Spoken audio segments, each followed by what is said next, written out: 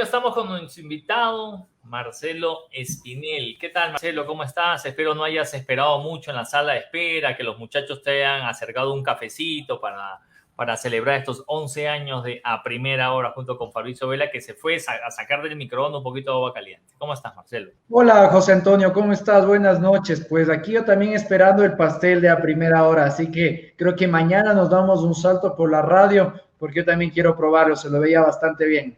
Sí, es totalmente injusto, por supuesto, que el Fabricio se haya comido todo el pastel. Bueno, Marcelo Espinel es director del Observatorio Legislativo y con él vamos a hablar, obviamente, de lo que está sucediendo en la Asamblea Nacional. Se están renovando las prácticas del anterior y del anterior y del anterior, o hoy estas prácticas, digamos, aun cuando pretende renovarse, hay un marco, digamos, legal que los pone en evidencia y busca la sanción justamente para esto que a la ciudadanía pues le resulta desalentador, ¿no? Bueno, yo creo que pueden haber varios matices en el análisis. Sin duda que la Asamblea Nacional está con una imagen venida menos, y eso que apenas hemos atravesado 100 días desde el inicio de funciones del legislativo.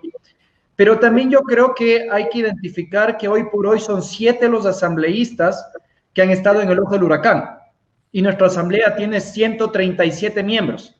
Pues y en ese sentido también yo creo que algo está pasando con la Asamblea Nacional que no está transparentando de forma adecuada la labor de los 137 legisladores, como para nosotros también poder generar este equilibrio, ¿no? Saber si tal vez hay asambleístas que están cumpliendo adecuadamente con la ley, que están cumpliendo con la gestión que tienen que ejercer dentro del legislativo, y pues eso también nos dificulta un poquito el análisis. Pero no es menos cierto, José Antonio, como tú bien mencionas, que al menos lo que hemos visto en estos 100 primeros días, pues ya nos da este malestar que tenemos los ecuatorianos con esta institución. Le presento un amiguito, está cumpliendo 11 años. ¡Mi doctor! El compañero de la semana, mi querido Fabricio. Estamos esperando el pastel también en Fundación Ciudadanía y Desarrollo, ¿no? ¿Verdad? Somos vecinos.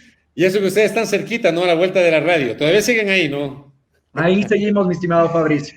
Gracias. Yo estaba en Londres, usted, por la cantidad de neblina que veo a través de su cristal. No, más bien es cómo está la ciudad de fría, que este verano traidor nos está atacando bastante. A ver, esta mañana yo hice un comentario en A Primera Hora, doctor Marcelo Espinel, José Antonio, amigos y amigas que nos sintonizan, porque claro, el deporte nacional en este país es tratar de matizar las explicaciones cuando hay denuncias por posibles casos vinculados a escándalos o a corrupción.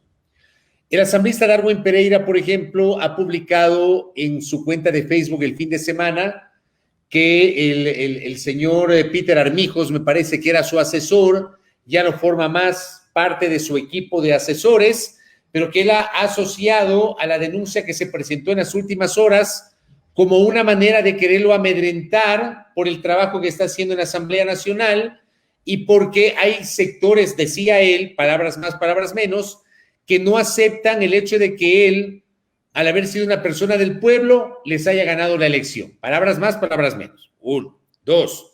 El asambleísta Salvador Quispe en las últimas horas escribió en su cuenta Twitter que casi aquí se espeluznan por un chat, cuando no se espeluznaron por los 500 años de resistencia y por la pretensión de vender la empresa telefónica y las privatizaciones, o sea, tratando de minimizar las denuncias de corrupción asociadas al tema de los chats.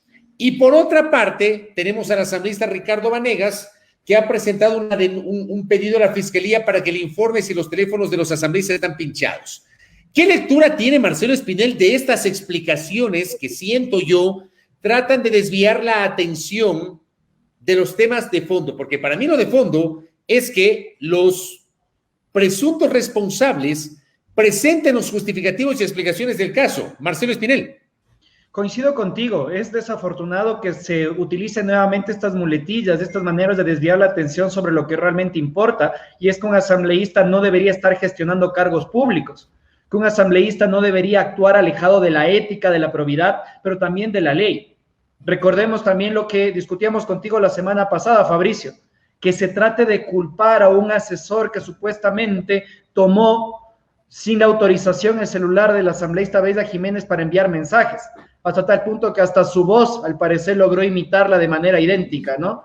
Entonces, estos legisladores que en lugar de asumir estas denuncias con entereza, con transparencia, y que únicamente tratan de desviar la atención, lo que termina logrando Fabricio es nuevamente afectar la imagen de la Asamblea Nacional, poner nuevamente en duda la transparencia de la institución, si es que realmente dentro de la Asamblea Nacional existen mecanismos para prevenir y detectar y sancionar la corrupción, y esto pues hace que, como le comentaba José Antonio hace un momento, los ecuatorianos sigamos desconfiando de la institución, que la debilidad de la Asamblea Nacional se siga acrecentando y que a la larga eso termina afectando a la calidad democrática en el país.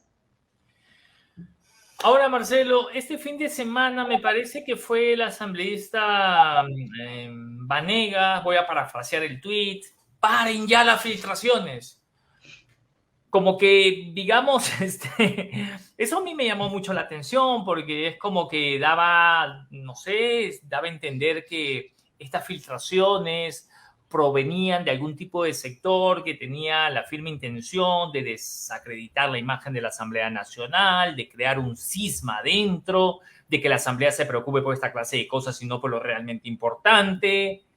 Y no sentí que él, digamos, dejaba un caminito o le daba algún tipo de veracidad a que esta clase de filtraciones sean reales. Mira, a mí personalmente ese tipo de comentarios me genera mucha molestia y tal, hablo a título personal, porque precisamente son las filtraciones de mensajes, las filtraciones de las comunicaciones las que han permitido evidenciar grandes casos de corrupción. Precisamente dentro de las herramientas que tienen el periodismo de investigación o los conocidos whistleblowers, que son los denunciantes anónimos de corrupción, se encuentran este tipo de mecanismos. Caso contrario, lo que nosotros vamos a tener es más impunidad en el país. Ver que un asambleísta, que es una persona responsable de desarrollar las nuevas normas que regularán el comportamiento de la sociedad, esté en contra de lo que es la libertad de expresión, con su pata, que es el acceso a la información, y su otra pata, que es el periodismo de investigación, es algo que dice mucho de el tipo de representación que tendrá de los ecuatorianos durante estos 4 años de gestión. Ahora yo le pregunto a Marcelo Espinel, porque claro, estos primeros hechos que están siendo investigados para mucha gente ha generado una sensación de que se están reproduciendo las mismas prácticas de la asamblea anterior. Y hay gente que dice que esta asamblea apunta a ser igual o peor que la asamblea anterior. ¿Cómo catalogamos eso? Es una asamblea que tiene 100 días recién en el ejercicio del cargo, de las funciones. Luego, no se puede generalizar porque no son todos, es un segmento pequeño, pero termina ese segmento afectando la imagen de toda la institución llamada Asamblea Nacional, Marcelo. Empecemos por eso, Fabricio. Sin duda que sí, dentro de un cuerpo colegiado, como lo es la Asamblea Nacional, un accionar negativo de uno solo de los miembros termina afectando al resto. Es como que tuviéramos una manzana podrida dentro de un cajón de manzanas y se van a terminar contaminando el resto. A diferencia de las acciones positivas, porque no es que cuando vemos una acción positiva dentro de la Asamblea Nacional, inmediatamente generalizamos. Y eso es parte del cansancio que tenemos los ecuatorianos con esta institución, que, ojo, no pasa únicamente en Ecuador, eso pasa en todo el mundo, y es por las lógicas del poder legislativo, porque no todos nos beneficiamos de forma inmediata de la aprobación o el archivo de un proyecto de ley. Estos efectos en el mediano y en el largo plazo hacen que los ciudadanos tengamos una perspectiva distinta del accionar legislativo. Pero también quisiera yo quedarme con lo que tú comentaste en un inicio. A la Asamblea Nacional le quedan 1.360 días de gestión. La Asamblea Nacional va a culminar su periodo el 14 de mayo del año 2025. Entonces, tienen toda la oportunidad, ojo, para hacer bien las cosas, para tratar de cumplir con su ley orgánica, de tener leyes mucho más eficientes, no pensar en la cantidad, sino pensar en la calidad, de hacer procesos de fiscalización responsables, que cumplan con los plazos, que sean oportunos, no que sean un show mediático. Pero Fabricio y José Antonio, ¿qué podemos esperar los ecuatorianos? Si es que en estos 3 primeros meses de gestión de la Asamblea Nacional, desde la presidencia de la Asamblea Nacional, ni siquiera han sido capaces de cumplir con su propia ley orgánica. En las últimas reformas a la ley orgánica de la función legislativa, Se estableció, por ejemplo, la implementación de un nuevo modelo de gestión llamado Parlamento Abierto, que entre sus obligaciones establecía la implementación de un nuevo sitio web que transparente las actas de constatación de quórum, las observaciones a los proyectos de ley, así como también las declaraciones patrimoniales, de intereses, agendas de reuniones y trayectoria tanto de los asambleístas como de sus equipos de trabajo. Y hasta el día de hoy esa página web no existe. Y no vemos intención por parte de las autoridades del legislativo en implementar esto que precisamente se lo ideó y aprobó para recuperar la confianza de la ciudadanía en la Asamblea Nacional. ¿La Asamblea Nacional debe implementar este Parlamento Abierto, Marcelo? ¿O es la sociedad civil? No, la Asamblea Nacional. En el artículo 157 de la ley reformada, de la Ley Orgánica de la Función Legislativa, se establecía la obligación de transparentar toda esta información que te digo, Fabricio. Y a partir de aquello se desarrolló un reglamento de Parlamento Abierto que fue aprobado por el Consejo de Administración Legislativa anterior que obligaba a la Asamblea Nacional a implementar esto. Por ejemplo, nosotros deberíamos saber, me voy a inventar un caso, que el asambleísta Juan Pérez tiene parientes en tales instituciones públicas, que tiene acciones o participaciones en tales sectores económicos, igual su familia, para saber si es que al momento de votar hay un potencial conflicto de interés o no. Y que de esa manera se cumpla con la ley, que el asambleísta que estuviera envuelto en un conflicto de interés debería abstenerse de votar. Y tanto ustedes desde los medios de comunicación como nosotros desde la sociedad civil no podemos encontrar esa información. Entonces, ¿cómo se pretende recuperar la imagen de la Asamblea Nacional si ni siquiera pueden cumplir con su propia ley?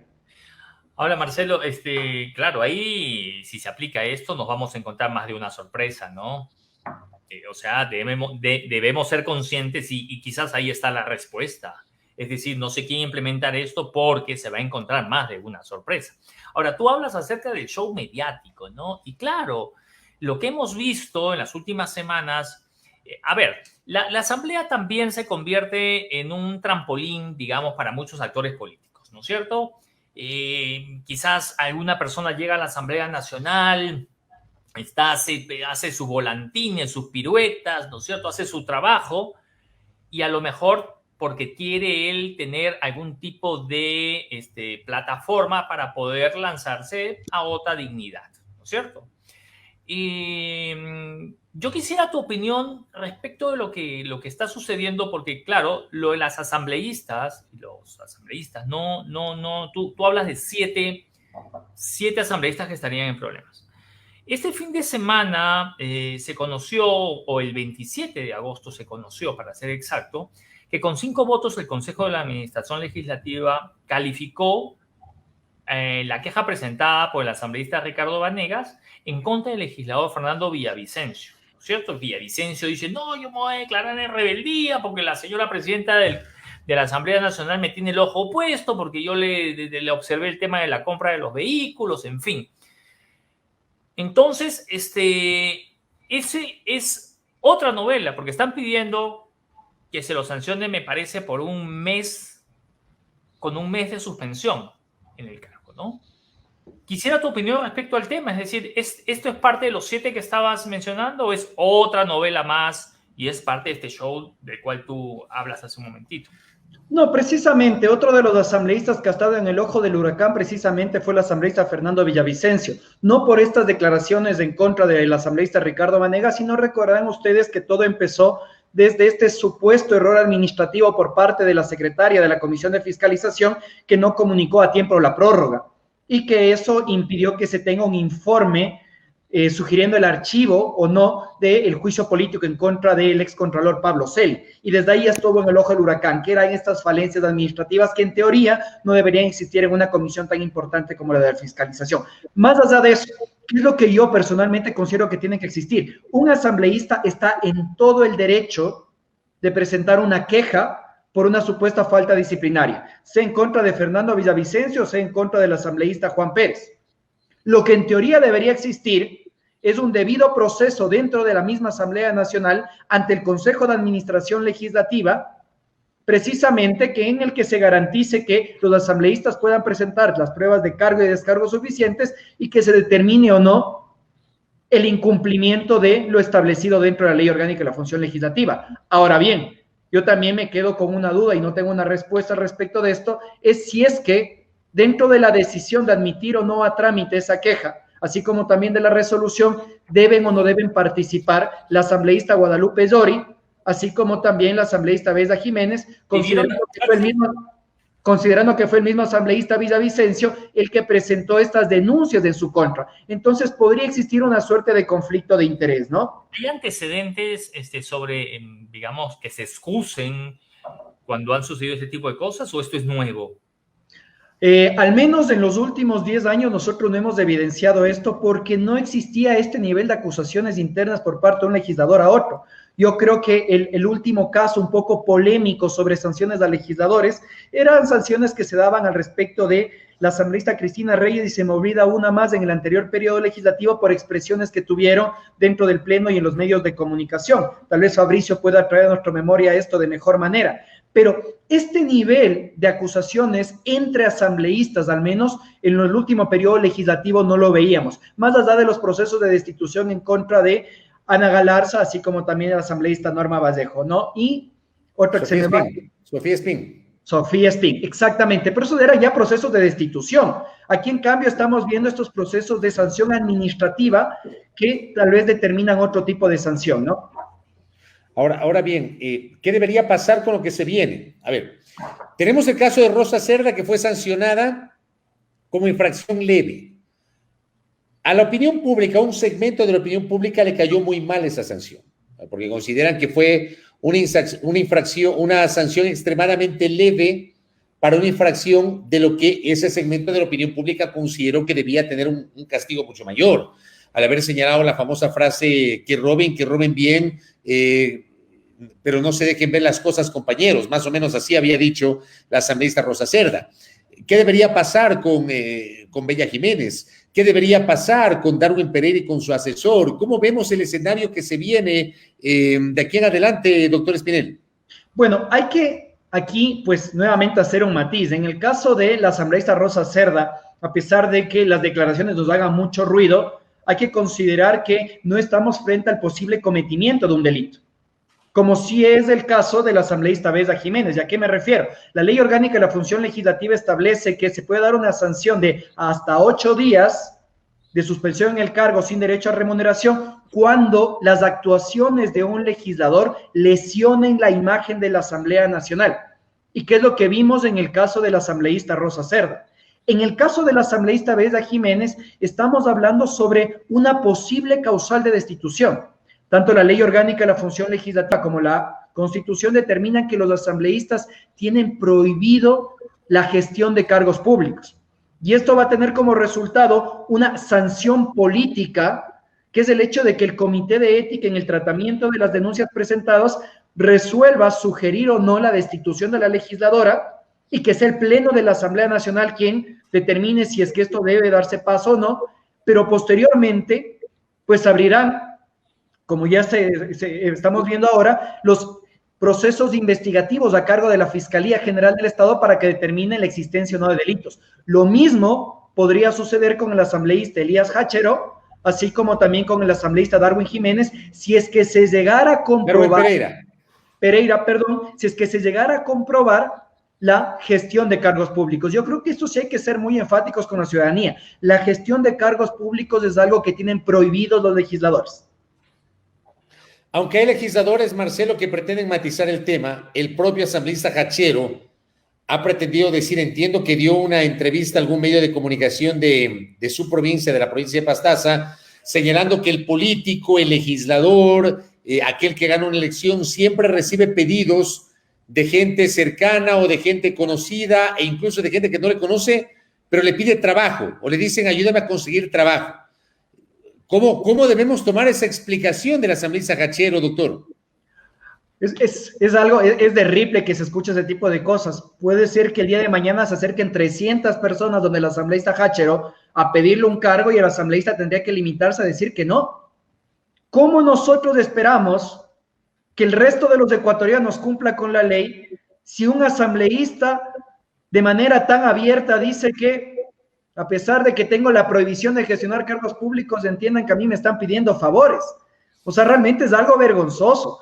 Eso es algo que todos los ecuatorianos debemos condenar, porque a la larga es darle continuidad a un sistema clientelar en la función pública que lo vuelve más proclive a la corrupción.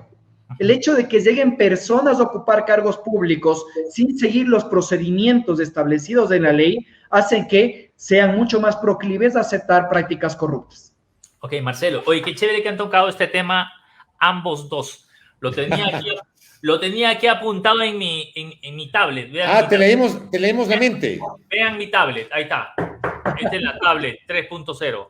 Para mí que copiaste hace rato mientras Marcelo y yo estábamos hablando. No, aquí tengo una cosa, tengo como 4 cosas que he apuntado. Mira, ¿dónde se consuma el delito, la infracción de la gestión del cargo público? Lo conversábamos el otro día con Fabri, ¿no? Y claro, entramos en una discusión acalorada y la audiencia se dividió apoyando al uno y al otro. Él me ganó, ¿no? ¿Dónde se consuma esto? Porque claro, dicen, sí, usted aquí en su celular dijo, vea ñañito, yo ya pedí que me ponga a tal fulano en el hospital tal. Uno va al hospital tal y el señor gerente no es ese que dice el teléfono. Entonces, ¿se consumó o no se consumó la gestión del cargo público? Porque gestionar no necesariamente es, ya lo puse, gestionar es, vea, no sea malito, tengo un par de carpetitas, por si acaso, a ver, si a las mejor las considera. Para mí eso ya es una gestión. Así el ministro diga, no me interesan ninguno de los 4 perfiles que usted me ha pasado, para mí ya hizo una gestión. ¿Qué dice la ley? ¿Cuándo se consuma esta infracción, este delito? Bueno, yo creo que aquí hay que traer a la memoria un personaje de triste recordación que era Galo Chiriboga. Ustedes recordarán que él decía, para que exista corrupción, no solo tiene que haber un corrupto, sino también un corruptor. Y pues precisamente es esto. Yo el otro día justo conversaba con Fabricio y decíamos, a ver, ¿qué sucede? Si es que se dio esta gestión de cargos públicos, la responsabilidad únicamente recae dentro del asambleísta que solicitó el cargo o la institución que terminó aceptando tal vez a una persona que no contaba con la calificación necesaria, con las características necesarias para ejercer este cargo. Y eso es fácil de verificar dentro de estos procesos de investigación. Cuando nosotros vemos nombres de personas que están solicitando un cargo a un legislador para ingresar a determinada institución y después pues simplemente verificando dentro de los portales de transparencia de institución pública y viendo los distributivos de personal si es que se ha contratado o no se ha contratado una persona. Ahí yo creo que se está configurando este delito de gestión de cargos públicos, ¿no? Pero a la larga el delito no es gestionar el cargo público, José Antonio, sino es recibir dinero a cambio de colocar a determinada persona. Pero eso no dice la ley. Eso no dice la ley. Pero tú tienes precisamente el tema de cohecho y concusión, que es el hecho de... Yo quizás no recibo dinero, pero yo te entrego, ponme estos 2 en la aduana, por favor, y yo voy a votar a favor tuyo. Pero bueno, ahí tú tienes que ver precisamente cuál es el accionar que va a tener ese funcionario en el ejercicio del cargo y ver si es que se están desprendiendo delitos o un accionar que no es independiente, neutral, objetivo del funcionario que tú colocaste. Entonces, es parte de ese nivel de trazabilidad que puede existir. Tú correctamente dices eso, José Antonio. Tal vez a mí me interesa colocar a un funcionario en aduanas que a mí no me entregue dinero, pero el día de mañana a la empresa de mi primo, que es importadora, se están haciendo de la vista gorda en las cosas que él está trayendo o ingresando al país. Entonces, es parte de analizar toda esta línea de corrupción que puede existir, que ojo, date cuenta lo difícil que puedes llegar a hacer todo ese proceso de trazabilidad. Y ese es el fenómeno de la corrupción. A la larga, la corrupción no solo es aquella en la cual el político, el funcionario corrupto, el empresario corrupto se llena de dinero a sus bolsillos, sino que también tú tienes otro tipo de corrupción que a la larga es beneficiarse de los espacios de poder que tú puedes tener en determinado lugar. Ya, pero claro, ahí hablamos, Marcelo, de corrupción, ya, pero yo pregunto, el hecho de que un legislador, ojo, tanto la Constitución cuanto la Ley Orgánica de la Función Legislativa prohíbe que el asambleísta gestione cargos públicos, prohíbe. ¿Qué significa eso? entiendo yo, tal vez es el concepto más básico, que el asambleísta suscriba una carta o vaya y visite a un ministro de Estado y le diga, hermano, ¿sabes qué? Ayúdame a poner a tales personas que es gente, voy a decir cualquier cosa, que es gente muy cercana a mí, que es gente muy humilde en mi provincia, que necesita trabajar, ayúdame por favor a ubicar en algún lado. ¿Ah? Que apoyó, en la campaña, etc. Incluso, perdón, Fabri, incluso un legislador de la propia corriente que está gobernando le puede decir, ¿no? Un legislador de Creo puede decir al ministro de Trabajo, dice, ñañito, ayúdame, ve, toda esta gente se sacó la madre en la campaña en Manabí, ubícamelos por ahí.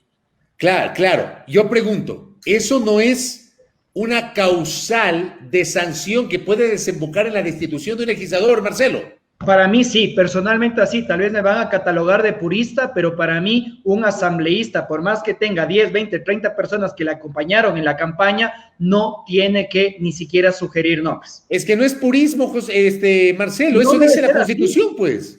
Y es que además de eso, o sea, yo voy al tema de la definición del término, como bien decía José Antonio hace un momento. Si es que únicamente el hecho de sugerir un nombre ya es gestionar un cargo público, o si tiene que concretarse o no.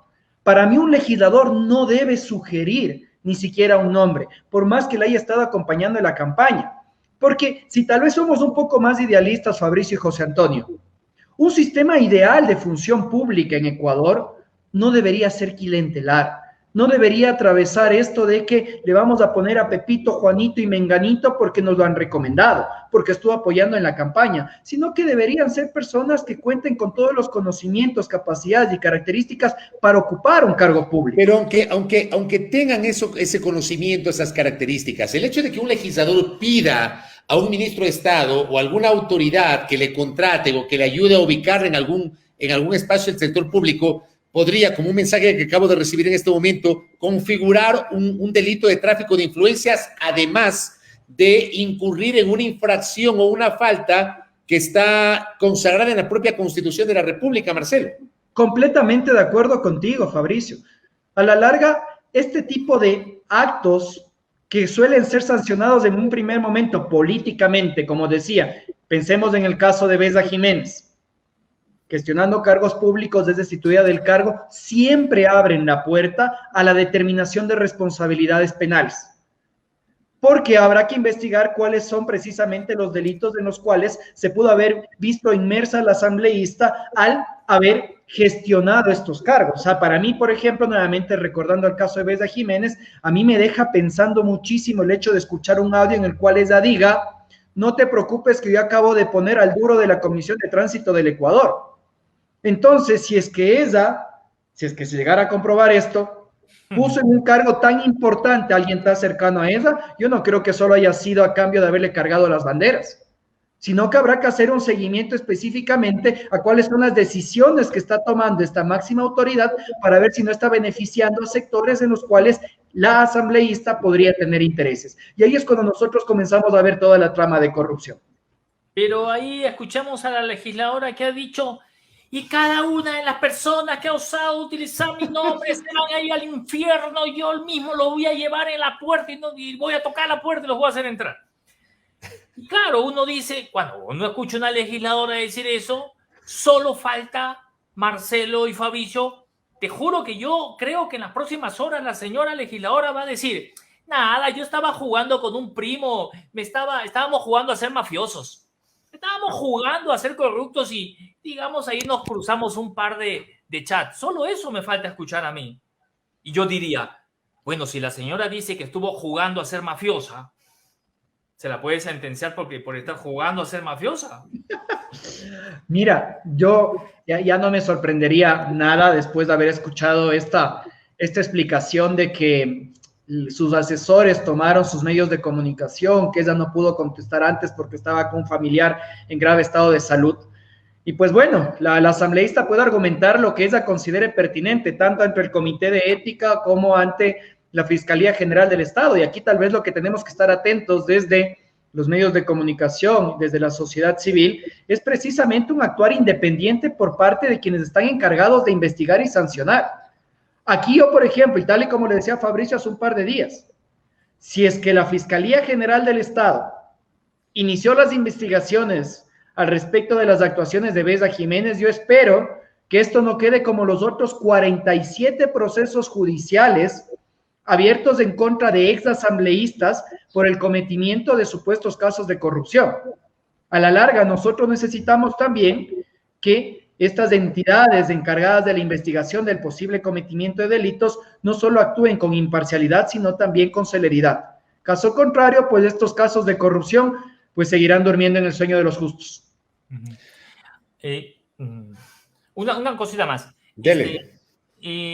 Nosotros vimos en el anterior gobierno que una ministra dijo, no, nosotros es una práctica, digamos, yo lo llamo al asambleísta, como ellos están en territorio, conocen a la gente, entonces le pedí que ahí que me recomiende unos perfiles. ¿Quién dijo eso? ¿Quién dijo? Ah, sí, claro. Recuerdo. Ya. Lo de los perfiles. Claro, les pido unos perfiles. Dicen que es muy normal porque el ministro de Estado no conoce a la gente en el territorio. Eso tienen los gobernadores, digo yo, ¿no? Y tienen al gobernador, ¿no? Claro, entonces, sí, le pedimos a los asambleístas que ellos conocen el territorio y a su mancha, a su gente, que nos den unos perfiles. Digo yo, eso también es gestionar cargos públicos, digamos, porque el asambleísta debería decir, señora ministra, me va usted a disculpar, el artículo tal me prohíbe a mí estar en esas jugarretas. Incluso yo creo que tal vez podemos hacer un razonamiento de la perspectiva de la gestión pública. Estos nombramientos, los de confianza, los de libre designación y remoción, son los que precisamente dan cabida a la mayor cantidad de casos de corrupción. La gestión de lo público, el sistema de funcionarios públicos en el Ecuador tiene que cambiar y eso es algo que no se lo ha hecho y que a la larga se lo sigue manteniendo. ¿Con qué finalidad? Mantener la cuota política, mantener la posibilidad de poner a las personas que aportaron en la campaña, que estuvieron cargando las banderas, o precisamente con la finalidad de ganar votos. Entonces, la gobernabilidad dentro de un Estado democrático no debería depender de un sistema clientelar de función pública. Si realmente queremos erradicar la corrupción, hay que buscar la carrera pública basada en méritos, basados en oposición. Pero creo que eso no ha sido interés de ningún gobierno, sino queremos perennizar este sistema perverso. Ahora entiendo por qué 15 años mi perfil en LinkedIn y nadie me llama. Eso es porque no te has hecho amigo de los asambleístas, ¿sí ves? Ahí está el problema, José Antonio. Bueno, ahí está para el debate, ¿no? Gracias a Marcelo Espinel por este ejercicio de retroalimentación con su visión sobre lo que pasa en la función legislativa. Un abrazo, querido Marcelo. Un abrazo para ustedes dos, que tengan una buena noche.